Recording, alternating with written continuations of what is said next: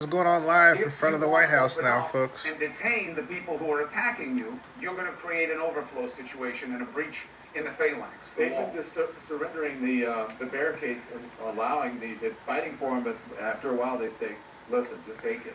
And they bring more barricades. Right. Because again, you can call it de-escalation, but it's also tactical. They are incredibly outnumbered. And the dynamic is often manufactured, Don. We have to give some credence to the reality on the ground. As you know, and anybody who's covered these in different situations, you see a lot of brown faces right now. And there are a lot of brown faces on the ground. But they're not all brown faces. And when you look more often than not at who is right up in the face of police, you'll see a lot of white faces. And sometimes they're organized, sometimes they're members of groups, sometimes they are frequenters of these, and they are agitated, and they're looking for provocation. Sometimes they're allies, sometimes they're just hypersensitized and angry. So not every situation is the same. And you see that again and again in different cities. So now there's spray coming Tear gas from the officers, probably a retardant spray, a pepper spray, or something of that, which is a deterrent. And we'll see what that does to the crowd. And this is repeating itself in cities all across this country in cycles of movement. This is the White House. We could show you Minneapolis. We could show you Denver. We could show you Los Angeles. We could show you Brooklyn, New York. We've seen these scenes. Why? Because the issues that underlie it are repeatable. This is Los Angeles. We watched an officer early this night take a solid beating from various members of a He's crowd. going back.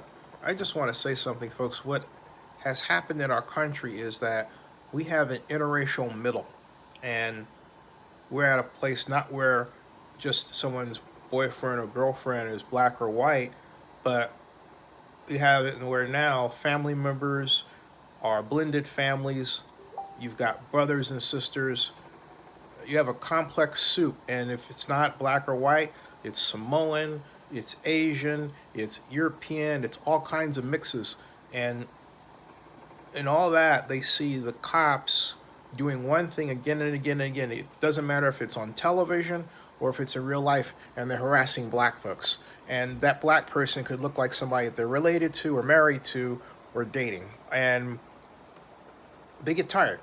And so they're acting out in a way that people haven't seen before on television, because the news has been slow to wake up to the fact that America has an interracial middle.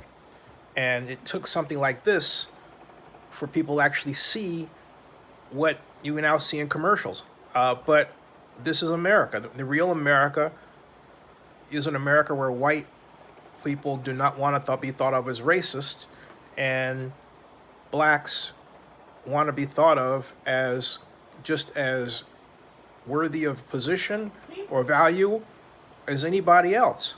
And they both agree. And not only that, there are groups of people that prize their diversity, and they expect it. And that's where we are in this country.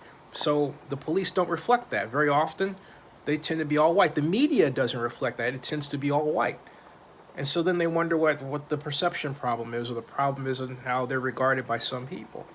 It's a huge cultural issue. So that's what you're seeing. That's an underlying theme that's being played out here.